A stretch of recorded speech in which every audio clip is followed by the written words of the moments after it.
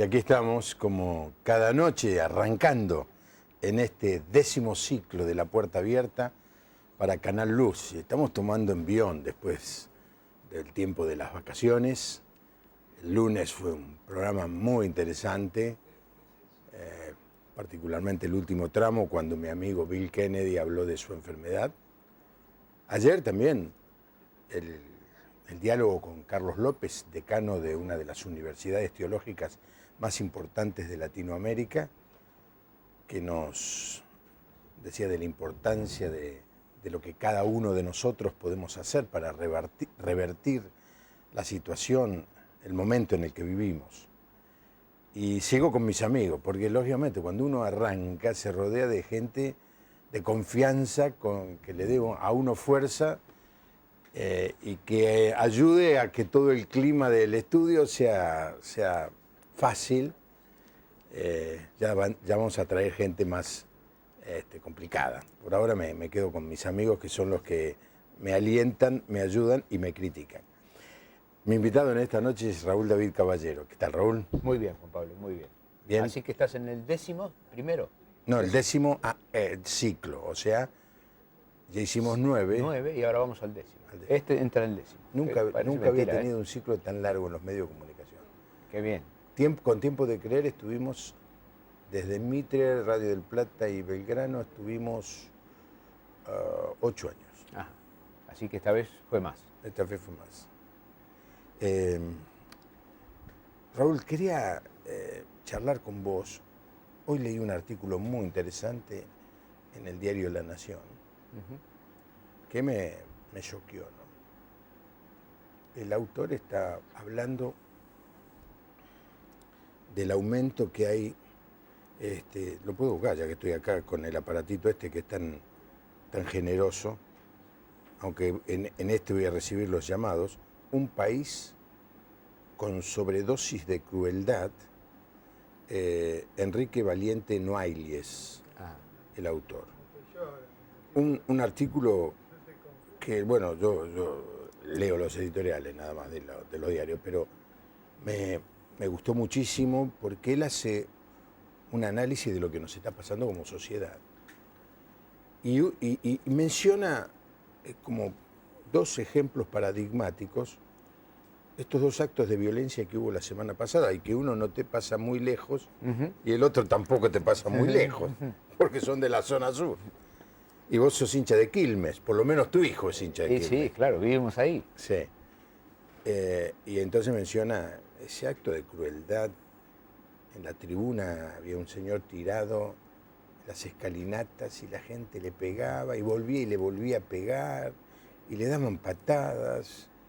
Y decís, ¿en qué se está jugando? ¿En qué lío nos estamos metiendo?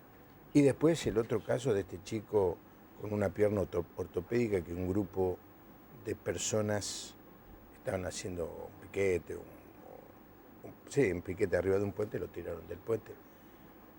Y después le querían robar la pierna ortopédica.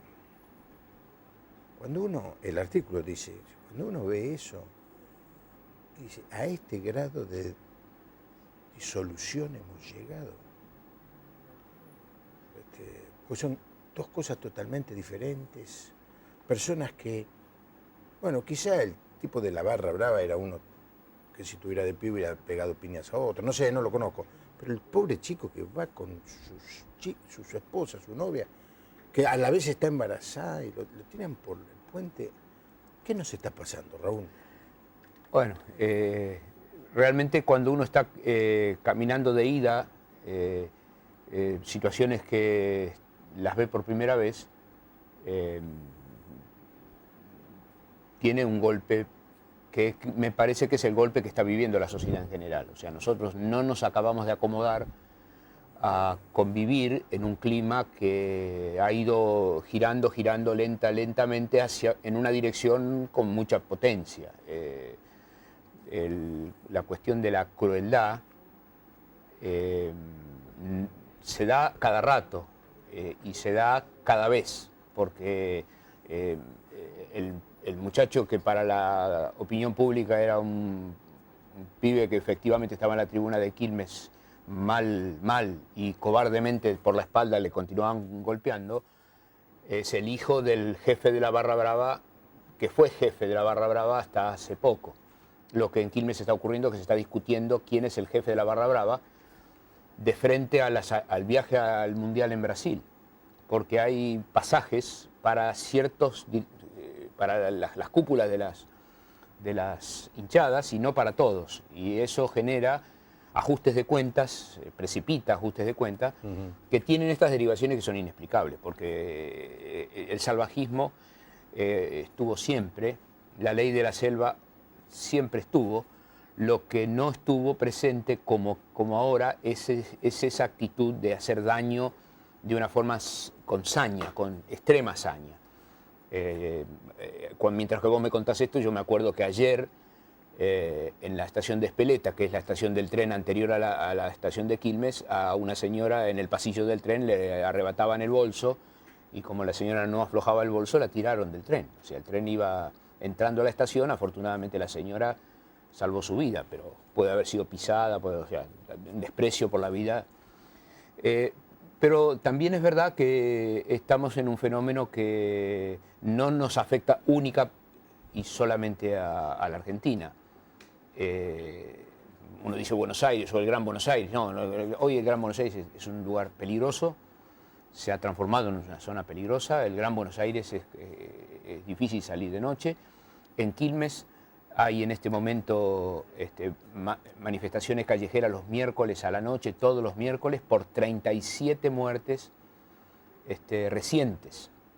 Lo que va del año se pueden anotar entre 12 y 13 muertos, vecinos que sacaban el auto o que estaban entrando a la casa o que en ocasiones de vida civil fueron muertos sin ninguna explicación. Y como estamos hablando de la crónica de la ciudad que está a 20 kilómetros del obelisco, podemos apuntar cualquier otra y vamos a entrar a la ciudad y encontrarnos con el dolor que está acá presente por esto, porque la vida ha perdido valor estamos frente a un fenómeno del avance en el consumo de drogas y en el tráfico de drogas como un fenómeno nuevo que antes era una cosa marginal y ahora es algo que ha ido tomando cada vez más escenario, y bueno, es parte de lo que nos toca vivir, ¿no? Ahora, por mucho tiempo la excusa era que esto sucedía en todas partes del mundo. Y es verdad que hay un fenómeno globalizado que repercute también en la Argentina. Pero es cierto también que países con alto índice de violencia en el pasado, Colombia, por ejemplo, han mejorado muchísimo, han conseguido detener esas olas de violencia, han parado a los motos que mataban por poca plata. Bueno, en la Argentina nosotros necesitamos ubicar este fenómeno, este asunto que estamos viviendo, en un otro debate que está interno en la sociedad. La Argentina es una sociedad complicada, nosotros somos hijos de los barcos y ese escaso nacionalismo y ese escaso apego a amar lo nuestro tiene una expresión clara en cómo discutimos y cómo debatimos y cómo toleramos y cómo desarrollamos y autorizamos el desarrollo de ciertos liderazgos. La Argentina ha ido decayendo en su calidad de dirigentes. En este momento nosotros tenemos problemas muy serios en cuanto a acusaciones graves contra funcionarios públicos en las máximas autoridades del país y en las menores también. Y hay una indulgencia generalizada, el vecino prefiere no salir a la calle a hacer una protesta por la inseguridad, o cuando se sale a hacer una caminata por la calle de la ciudad, concurren pura y exclusivamente los familiares, los vecinos directos, hasta que se cansan y se quedan en casa. Esta semana hay una protesta muy grande en estos días en Venezuela, en Caracas, y una de las consignas es muy llamativa, interesante, que dice: el que se cansa pierde. Es una de las consignas que están en todas las camisetas: el que se cansa pierde. Bueno, es que la sociedad está discutiendo, y mientras la sociedad discute, una de las cosas que discute es la desarticulación social. La desarticulación social no es una cuestión ingenua, sino que es una mirada ideológica que se está discutiendo en las universidades, se discute en los gobiernos, se discute en los medios de comunicación. ¿Qué es eso?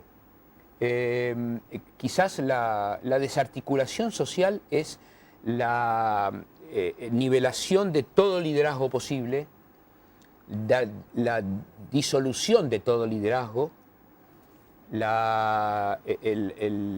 achatamiento de la opinión pública como tal, como opinión pública, y los referentes que pudieran aparecer dentro de la opinión pública, la disolución de referencias en la opinión pública, de modo que para la gente, para las personas, todos seamos iguales, y ese todos somos iguales tiene consigo también una mirada no querida, un hecho no querido, que es la aparición de un supergobernante que finalmente termine dándole la respuesta que esa masa o ese conjunto social necesita.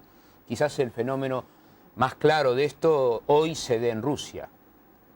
Rusia acaba de anexar a Crimea, y el presidente Putin está siendo muy exaltado en Rusia. Los rusos son muy nacionalistas y Putin es un hombre muy autoritario, es un Estado muy fuerte que se vanagloria de serlo, y le ha dicho a todo Occidente: yo me quedo con Crimea porque los habitantes así lo quieren, y esto se acabó, y es un hecho consumado. Ese modelo de construcción social está en las antípodas de lo que la Argentina tuvo durante mucho tiempo, dominantemente. Y lo que se está discutiendo en la Argentina de hoy es que la ley que imperó en la Argentina hasta ahora favoreció a una determinada distribución social y una determinada distribución de la riqueza. Como se valora que esa distribución de riqueza es injusta, entonces lo que hay que discutir es el fondo de las cuestiones, entre otras cosas, los poderes o los centros de opinión que hicieron a esa sociedad. Por eso estaba hablando de la desarticulación social. De modo que el último proyecto de Código Penal que conocimos hace poco de boca de la Presidenta de la Nación, ejemplifica, sintetiza esta manera de mirar. Bueno, aquí estamos. El tema es más que interesante. En los 9 años que pasaron, yo no me acuerdo haber vivido un momento tan dramático como este. Temor, angustia, impunidad, esta idea que se instala desde lo más alto del poder de que el que piensa diferente no es un adversario, es un enemigo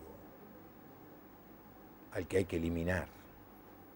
Esto ha permeado toda la sociedad. Y entonces ya no solamente nos peleamos, ahora te quiero matar. El mensaje ha sido entendido claramente. Sí, pero la gente se mantiene en la casa. Sí. Eso no perdamos de vista eso, porque nosotros los argentinos somos muy responsables de lo que nos pasa, para un lado y para otro. En los 90 y ahora. Vamos a hablar de eso. Los teléfonos son el 4568-6452 y el 4568-6667. También recibimos mensajes de texto en este teléfono celular. Bien, de eso más barato no puede ser. El otro día, y esto es lo que usamos para recibir mensajes de texto, es lo que tenemos. Lo que hay. Nada de inteligente, más... No, bien... Que nadie sacaría hoy en una reunión para hacer opulencia. Alarde. El 11-6041-3585. Y bueno, ya empezamos a recibir llamados. Yo Quiero agradecer muchísimo a todos los que nos han llamado para saludarnos, darnos la bienvenida, Claro, decir claro. que están contentos de que estemos aquí. Pero hoy me gustaría, aunque sean menos los llamados, que sean llamados que aporten, discrepen, se sumen a esta mirada que estamos tratando de hacer de la realidad que hoy nos toca vivir. Somos los pastores Romero de Deirux. Estamos muy contentos en esta noche de verlo tanto a usted, Juan Pablo, como a Raúl Caballero. Bendiciones. María de Capital. Esto pasaba en la década del 70 y en el 80, en otros países como en Estados Unidos. ¿Cree usted que esto tenga que ver con el retraso que tenemos y ahora nos está tocando a nosotros? La pregunta. ¿A quién se le responsabiliza por lo que está pasando? ¿A los políticos, a los padres? Podríamos seguir. Y el mensaje este es anónimo, y le voy a explicar por qué es anónimo. Porque la persona, estoy seguro, hizo el mensaje de texto y se olvidó de poner quién era, Claro. y de dónde llama, ¿De dónde llama? o de dónde escribe. Entonces el mensaje de texto en nuestro celular no es tan inteligente de saber quién es el que escribió. Claro. Entonces nos llega. Exactamente estos son los mensajes que queremos recibir, gente que opine y que se haga preguntas. Las mismas preguntas que estamos poniendo en la mesa nosotros, no tenemos la respuesta de todo. No creo que Raúl vos tenga la respuesta de todo. No, lo que tenemos es una mirada. Una mirada. Eso sí hay. Nosotros tenemos un aporte para hacer, que es una mirada, desde la Biblia, desde lo que la palabra del Señor nos ha dejado, que eso puede ser un aporte. Eso hay. Yo decía que mucho de lo que está pasando es resultado de este mensaje, de este estilo que se impuso, que nos domina, y es el de considerar al que no piensa como uno el adversario, y al que opina diferente, escracharlo. Es decir, hacer una pegatina en toda la ciudad, no sé si en todo el país, diciendo estos son personas anti. Pero vos después dijiste algo, que ya lo habías dicho en tu párrafo inicial, que también es resultado de un cierto grado de inacción de la población. Alguien decía los otros días, la verdad es que la sociedad argentina es tremendamente paciente, porque con todo lo que está pasando no hay esbozos de una reacción. Y amplía ese concepto. Pero yo tengo una tesis, que es que yo no reacciono contra algo con lo cual en el fondo estoy de acuerdo. Yo no reacciono porque en el fondo, si yo estuviera en ese mismo lugar haría lo mismo. Admiro a quien está haciendo lo que tuve la oportunidad de hacer y yo no pude hacer. Tengo resentimiento porque no puedo hacer lo que el otro que está donde está hace lo que hace. Si yo estuviese ahí haría lo mismo. Esa es la manera que a mí me ayuda a explicar por qué la sociedad no sale a la calle, no hoy. No salió en la década de los 90. Salió solamente cuando le tocaron el dinero en el corralito, de una manera muy egoísta, por un asunto muy personal, que el dinero estaba en el banco. Cuando se fue disolviendo ese asunto, la gente se fue quedando en la casa. O sea, pasaron los días cuando se discutían convicciones o cuando se discutían ideas. Eso ya pasó, ya hoy no se discute eso. Hoy, a lo sumo, hay un entredicho de intereses. Sin embargo, hubo en los últimos 2 años manifestaciones muy grandes y no convocadas ni siquiera por ningún partido político. Yo participé de 2 de esas manifestaciones y había miles y miles de personas. Sí, que tuvieron su correlato en las urnas en octubre. Sí, pero no había una cuestión política porque no había, no, pero había escenario, no había... Pero la opinión pública es eso, o sea, la opinión pública es un fenómeno. A los efectos de añadir y de agregar un poco de condimento a la ensalada que compartimos, me animo a proponer que la opinión pública en general se mueve como si fuera como se mueven las olas del mar. La opinión pública es es ondulante y homogénea. Tenemos la tendencia a pensar que los vecinos de un mismo barrio piensan todos totalmente distinto. Y eso no es cierto.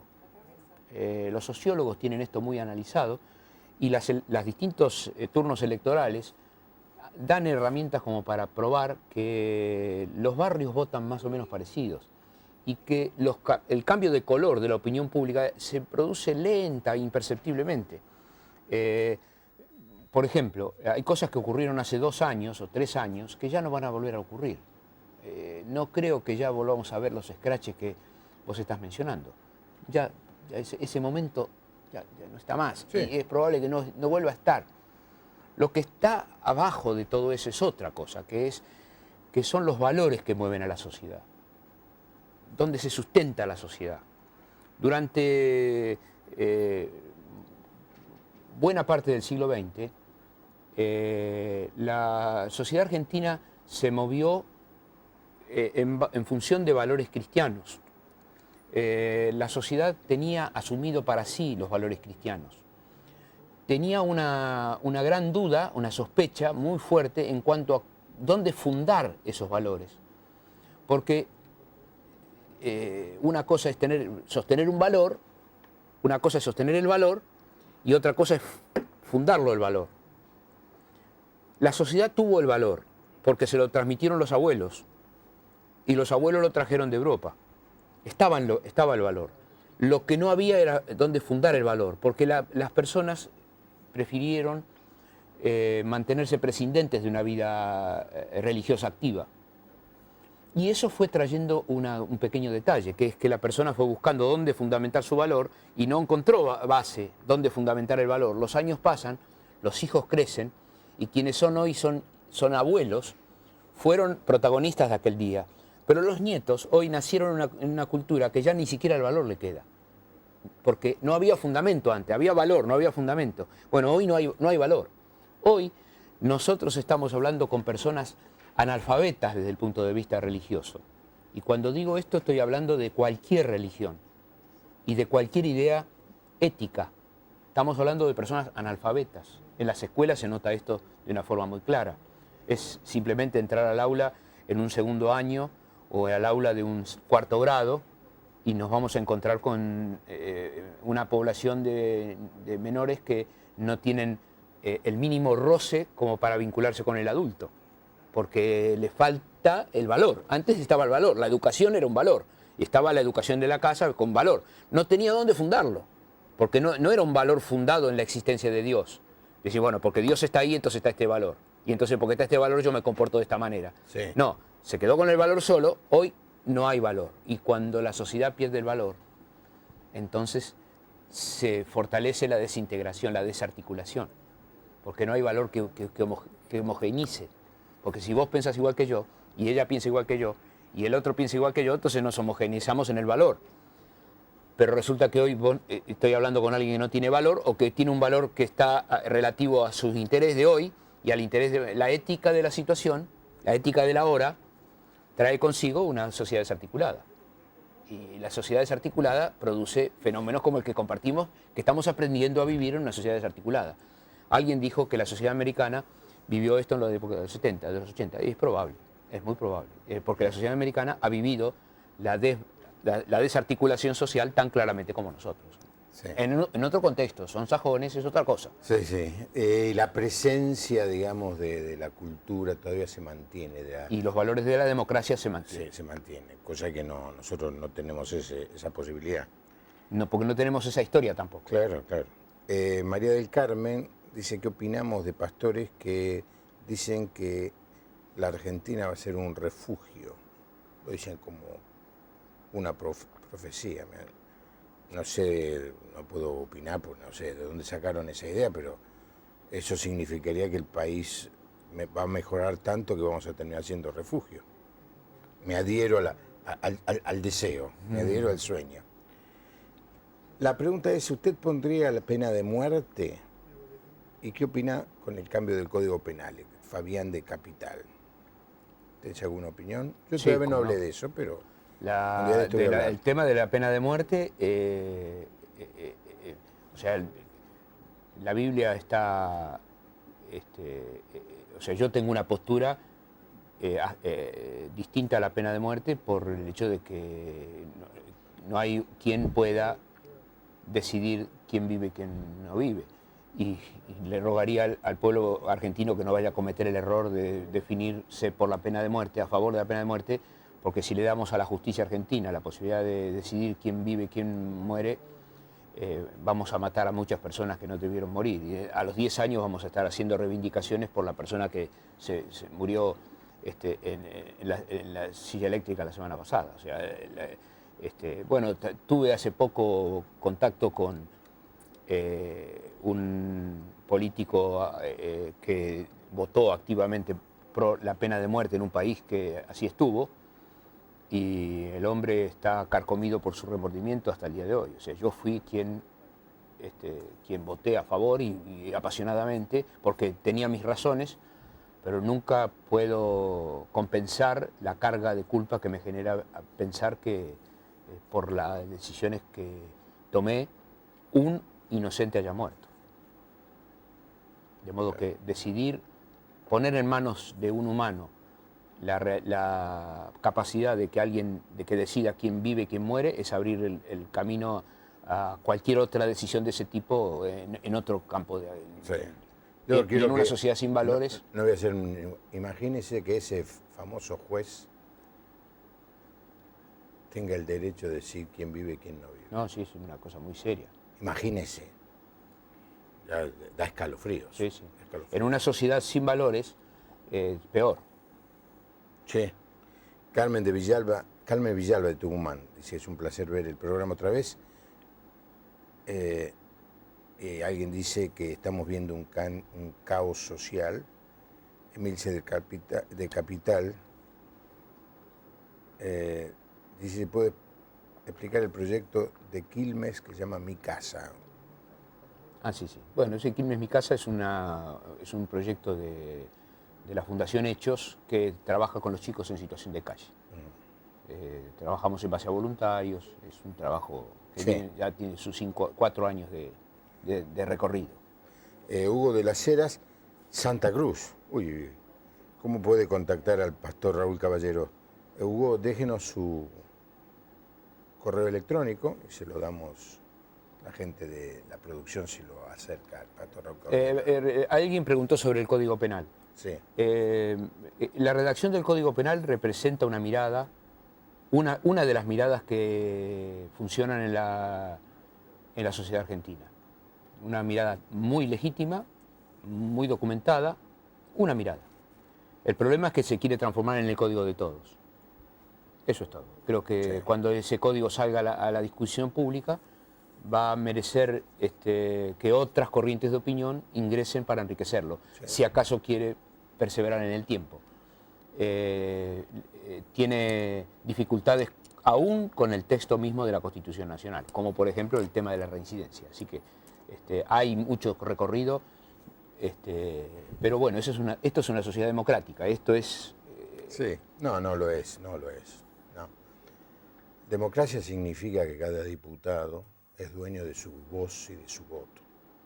Y no es el caso. No, no es el caso. Lo mejor que podría pasar es que se tomaran licencia por 2 años. Y que hubiera un renuevo, evitando estas listas sábanas en donde se vota gente que no se sabe quién es. Y que se purgara a sí mismo el poder legislativo. Ya sé, no te rías, no va a suceder, pero es lo que yo digo. Pudiéramos tener legisladores de todos los partidos, de todas las corrientes, que tengan derecho, libertad a opinar, especialmente en cosas como el Código Penal, civil. La democracia argentina está maltrecha. No me contradiga porque termino el programa acá. No. Está maltrecha, eso es así y así, pero está. Y la ciudadanía sigue estando ahí en su casa. Entonces, mientras que eso siga pasando, podemos tener algún sobresalto, pero la gente o sea, este código penal como está no cruza la frontera. O sea, la sociedad argentina funciona. O sea, se quiso hacer una reforma de la justicia y se votó en el Congreso y no cruza la frontera. O sea, no es tan fácil. La sociedad, o sea, hay resortes, no es tan fácil. El gobierno de los 90 fue por mucho. Este gobierno decía que iba a ir por todo. Aquel fue por mucho, Mirá que hizo cosas gravísimas. Sí. Quiso ir por todo y ya nos vamos dando cuenta que no es tanto lo que va. Quedan 2 años más y esto se acabó. O sea, bueno, se acabó, dije yo. Vamos a ver cómo vota la Argentina. Porque el argentino vota con su mirada, que es una mirada del voto cuota, del voto Menem fue reelecto. O sea, no podemos parcializar la mirada diciendo ahora, no, momentito, vamos a hacer memoria.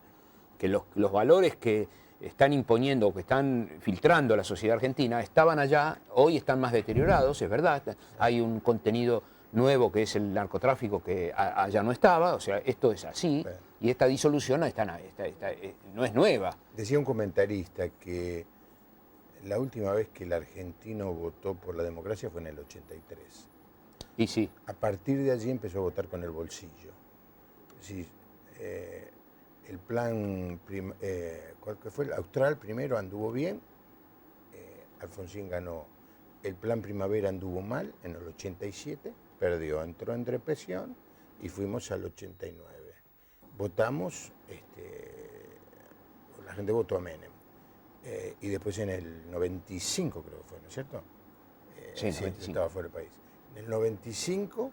El voto cuota. El voto cuota. No cambié la cuota, no cambié porque me metí en deuda en dólares. Y después, enojados por eso, se votó a la alianza. Y después todos votamos con el bolsillo. Por interés. Por interés. Porque se diluyeron los valores. Exactamente. Y bueno, así nos va. Sí. Así nos va. Déjame que te lea algunos mensajes. Ya dije, Laura de Casanova dice, hermoso el programa, que Dios lo bendiga, su lema de pergamino, muy bueno el programa. Recuerdo cuando el pastor Caballero dio un mensaje de la Sinfónica. Vaya. Con el pastor, no sé, dirigiste una sinfónica, no sé qué hiciste. Es Solana de Chaco, doy gracias a Dios por el programa, bendiciones. Noemí de Rosario, de lo que habla perfectamente de la Argentina como refugio es la pastora Mabel Silvestre. Bueno, yo escuché mucho sobre esto, ¿no? Y ojalá, hoy más bien, yo lo que hablo con la gente que si pudieran, se van. Si pudieran, se van. Sí, ¿pero a dónde van? ¿A Madrid? ¿A dónde? ¿A Roma? No, ¿A dónde van? No. ¿Qué querés que te diga? ¿Para vivir mejor que acá? No sé. No, mejor. Sé. ¿Dónde es mejor? Bueno, por eso, todo es relativo. No es tan fácil. Sandra de Tucumán, este tema me recuerda que la Biblia dice que estos tiempos lo malo será bueno y lo bueno malo. Ahora abunda la injusticia y la maldad. La pérdida de valores nos ha llevado a perder de vista que el otro es un prójimo, el prójimo. Claro. El mandamiento de amar al prójimo como uno mismo. Hoy me amo a mí mismo y al prójimo si me cae bien, si me sirve. No estoy dispuesto a sacrificar nada por mi prójimo. Claro, el problema de esta postura es que no encaja con la concepción que tiene cada persona. Cada persona ha sido creada para ser feliz de una determinada manera y no de otra. Y por más que el mundo se empecine en lograr que las personas sean felices, nosotros estamos viviendo en una sociedad que acumula bienes y que acumula cosas, pero que está profundamente desdichada. Es llamativo ver la frustración que hay en el corazón de la sociedad, porque hace falta averiguar qué pasa con una sociedad que crece, que acumula, vos sabés que los niveles de satisfacción crecen notoriamente en el primer escalón. Cuando una persona no tiene nada y comienza a tener, en el primer tiempo se siente muy bien, porque porque tuvo un gran salto y se siente muy bien, pero cuando pasa el tiempo y continúa teniendo lo mismo, ya la persona no se siente tan bien, porque sostenerse satisfecho no es tan simple. Hace falta alimentar esa vida para que se mantenga en el tiempo satisfecha. Hay que llevar 10 años de satisfacción. Estoy satisfecho. Y si vos te pones a observar aún a los sectores medios, altos y altos, te vas a encontrar con personas que tienen todos los bienes que el que no tiene nada, el desposeído, desearía, y sin embargo los cuadros de insatisfacción son comparables. Este es tan insatisfecho como el que está, y a veces hay personas que son más humildes, más pobres en cuanto a lo material, que son más satisfechas y más contentas y más completas que aquel que ha acumulado. Y esto es una paradoja de la vida. O sea que bueno, en ese sentido... Es lo que dijo el Señor Jesús, la vida del hombre no consiste en la abundancia de los bienes que posee. Exactamente. En una época, ahora se me escapa el nombre, una de las personas más ricas del mundo dijo esto: soy el hombre más infeliz de toda la creación. Claro. Porque hay una cosa es tener, acumular, sí, y otra cosa es ser. Sí. Yo puedo tener, pero yo quiero ser, no quiero tener, quiero ser. Y vos podés parar un carrito y hablas con el chico del carrito y le preguntas, ¿vos qué querés en la vida? Y el pibe te dice, yo quiero ser. ¿Y qué quieres ser? Y quiero ser futbolista, creyendo que ser futbolista le va a dar lo que supone ser.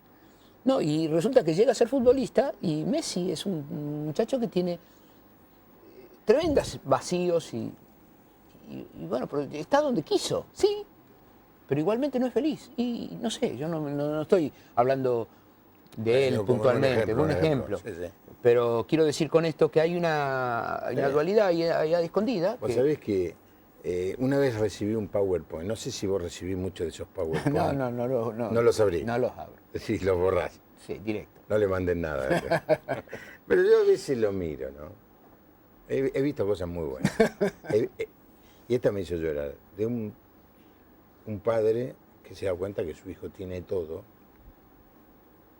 no sabe más que darle. Claro. Todo lo que pueda tener, claro, lo que pueda querer, quiere. Una tablet nueva, sí. El iPhone último, sí. El equipo de sonido, el plasma, todo, la pileta, todo. Entonces el padre está preocupado, entonces lo lleva a vivir una semana con una familia muy pobre en medio del campo. Claro. ¿Lo viste ese? No. Buenísimo. Lo tendría que pasar. Lo que pasa es que ahora no sé dónde encontrarlo. Entonces, a la semana el padre lo va a buscar. Dice, y dice, te agradezco muchísimo que me trajiste, papá. Dice, esta gente es rica. Eran un ranchito en medio del campo. Dice, cuando tienen hambre van atrás, se agarran una gallina y se la comen. Después dice, se levantan en la mañana y toman mate debajo del árbol y miran, y no hay paredes. Claro. Ven hasta el finito. Después dice, al mediodía se llaman todos, dice, comen todos juntos.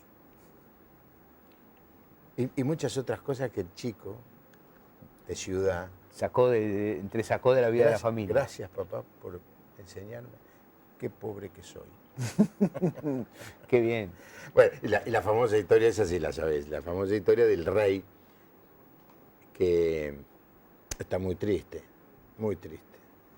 Entonces manda a todo, busca en la corte los sabios que le digan, bueno, un juego,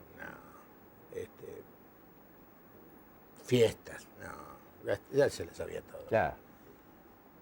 Y alguien dijo, mire, si conseguimos que el hombre feliz que haya en el reino le dé la camisa y le ponemos esa camisa al rey, el rey va a ser feliz. Así que fueron por todo el reino, los duques, condes. ¿Usted es feliz? No, me falta. Claro. No, si fuera rey soy feliz, si claro. fuera conde soy feliz. No soy feliz. Los empresarios, no. Vendo bien, pero me gustaría vender más. Claro. Los chacareros, tengo vaca, pero me gustaría tener más vacas. Nadie llegaba a ser feliz. Hasta que van al último ranchito en medio del campo y le preguntan pobre hombre, ¿no? ¿Usted es feliz? Sí. ¿Cómo feliz? Sí. ¿Y qué tiene? ¿Cómo que tengo mi familia, mis hijos? Soy feliz. Entonces el tipo le dice, le daría la camisa al rey con todo gusto, pero no tengo camisa. Claro, con todo gusto. Claro, porque Jesús dijo, la vida no consiste en los bienes que poseamos. Y nos hemos creído el tema del tener. Esto sí es globalizado, ¿viste? Totalmente.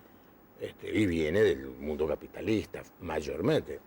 Pero, ¿cuál es el mundo no capitalista? Rusia, están metidos en un consumo impiadoso. China. China está. No, hoy Rusia es capitalista. Totalmente. Y China es capitalista. Totalmente. Las ciudades La iglesia de Jesucristo no es capitalista. no debe serlo. No lo es.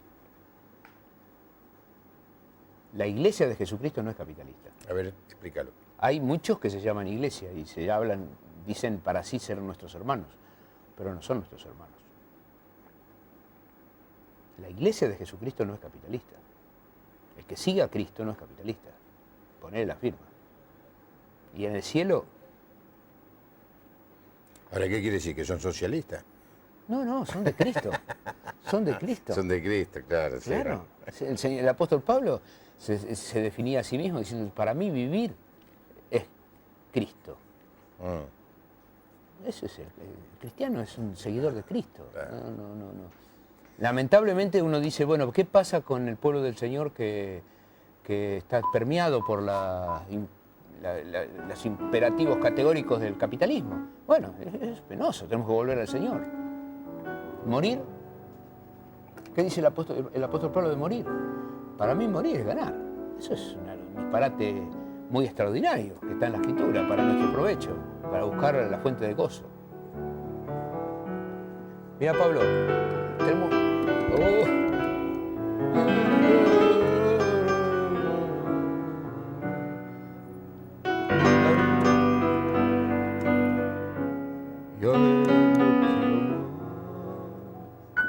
En Cristo tengo todo, no hay nada que me falte. Las cosas más comunes tienen sabor por él. Hoy tengo por basura lo que antes me halagaba.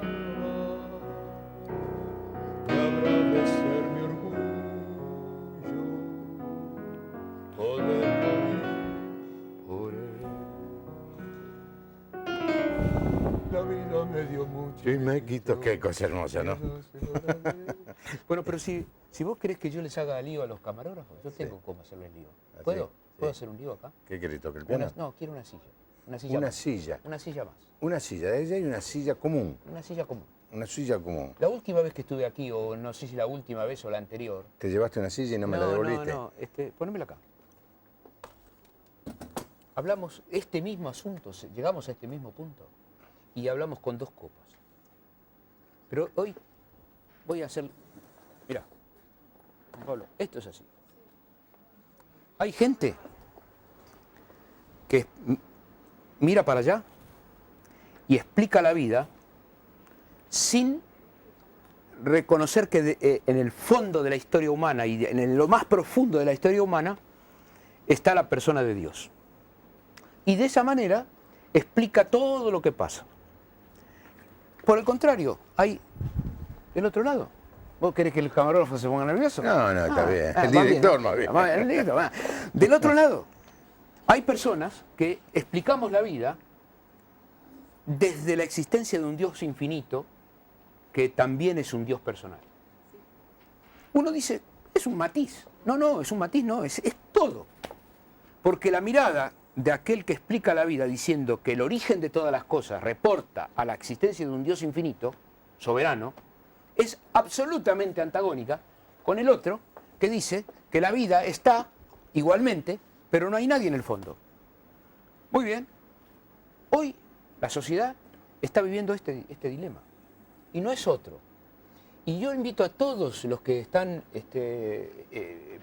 compartiendo que revisen y se van a encontrar con que en el fondo de lo que nos pasa es que la sociedad está en una antítesis entre el que mira para allá y el que mira para el otro lado. La antítesis está ahí, en que alguien dice, sí, me gusta, pero Dios no. Y está el otro que dice, para mí, la vida es Dios.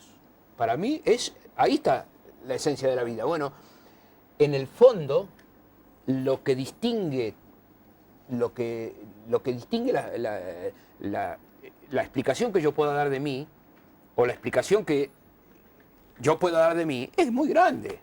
Yo puedo explicarme a mí mismo como creado a la imagen y semejanza de quien está ahí, o puedo explicarme a mí mismo como producto de la evolución, de la casualidad, de los millones de años.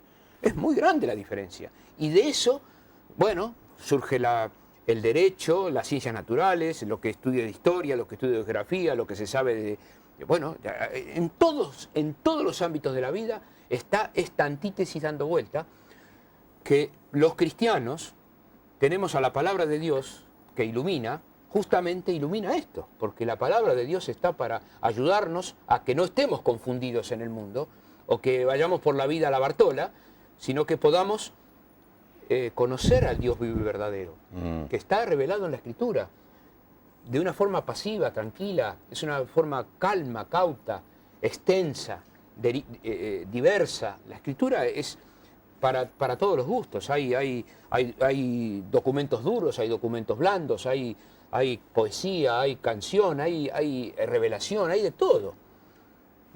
¿Para qué? Y para que la persona humana pueda entender que es mirar para allá, mirar para acá.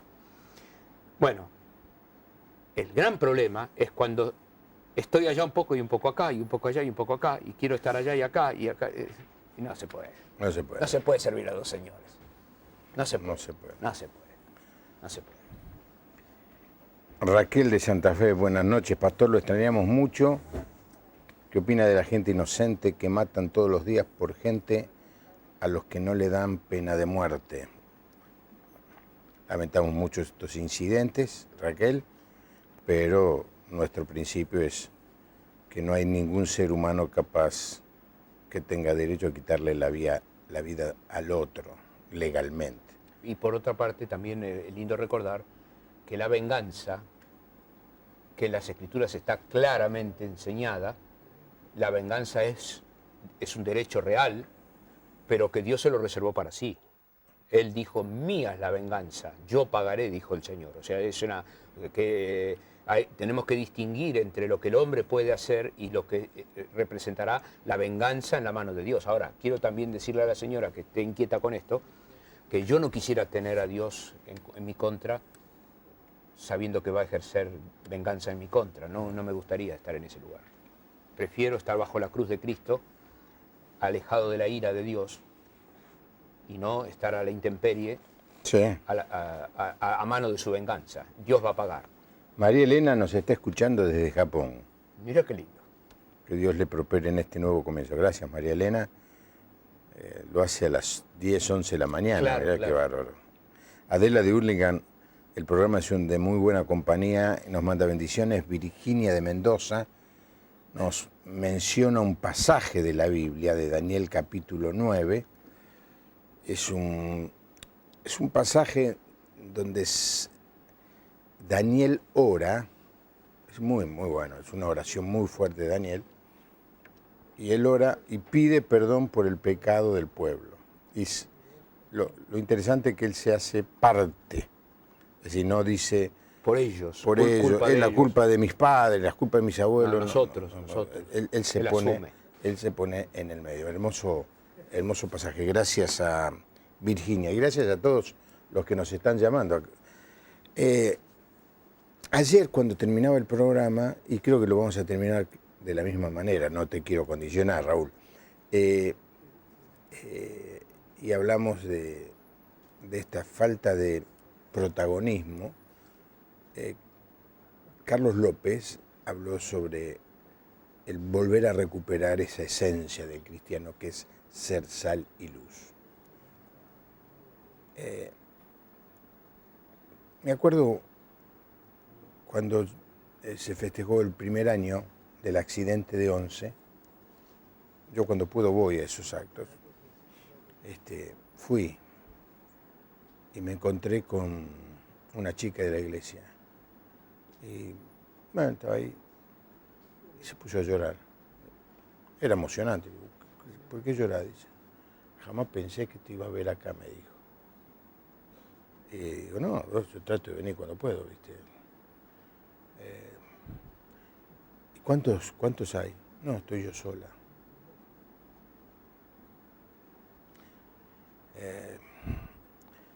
Lo mismo me pasó cuando fue lo de AMIA.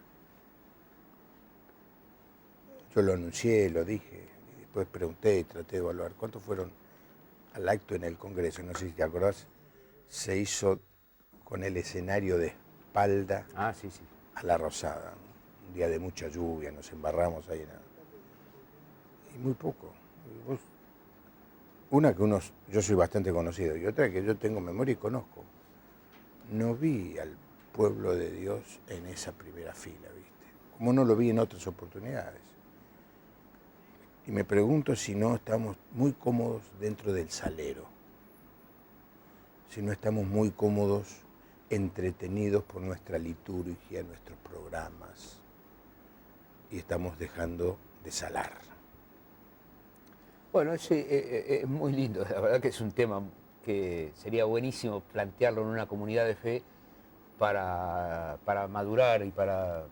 es cierto que se combinan varias cosas. La primera es que la agenda de la cultura de hoy se ha complicado notoriamente. O sea, más temprano, fuera del aire, hablábamos con un muchacho que sirve aquí y mencionábamos con él que la juventud está complicada en 20.000 asuntos y cosas, y bueno, la juventud está apurada y no sabe muy bien para dónde va, pero va apurada por las dudas.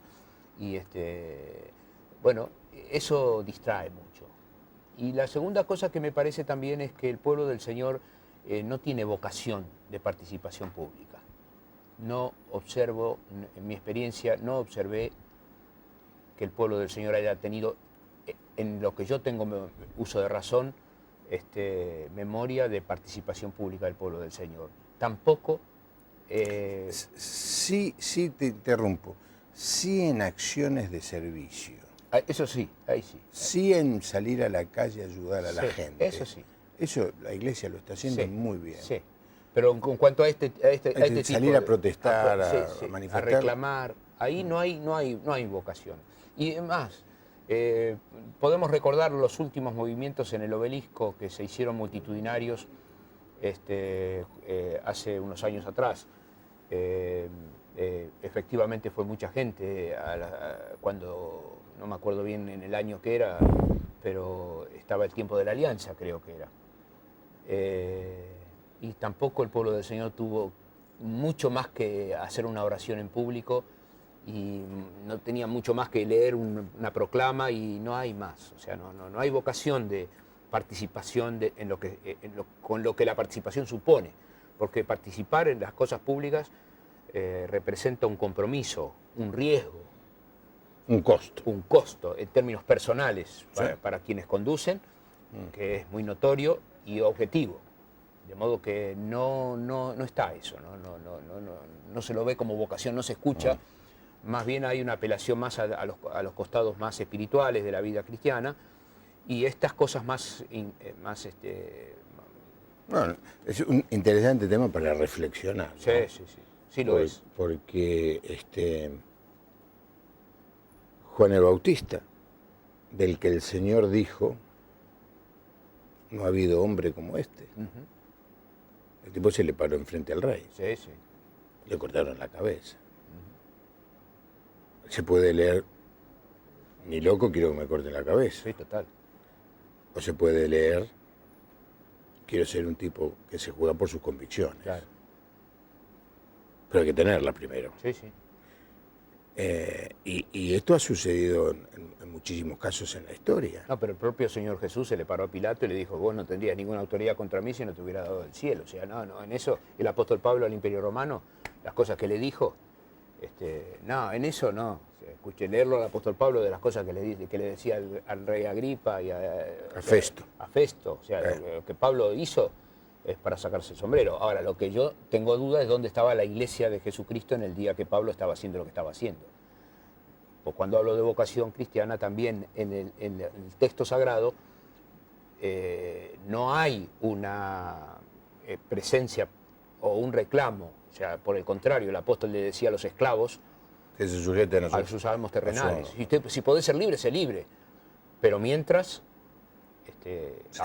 la carta a Filemón es una carta espectacular para sacarse 20 sombreros de la quinquiesencia de la diplomacia, donde el apóstol Pablo habla con un discípulo de él, al cual dice, podría decirte lo que tenés que hacer, tendrías que obedecerme, pero te quiero rogar, te lo pido, te estoy deseando que lo hagas a propósito, que busques de bien. No, el camino del amor de Dios va por otro lado, no es con ejército ni con espadas, sino que es con el Espíritu de Jesucristo.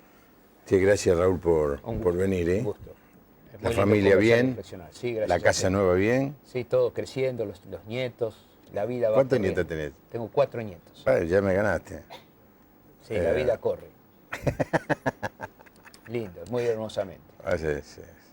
En Cristo tengo todo. Amén. Dale. No hay nada que me falte, las cosas más comunes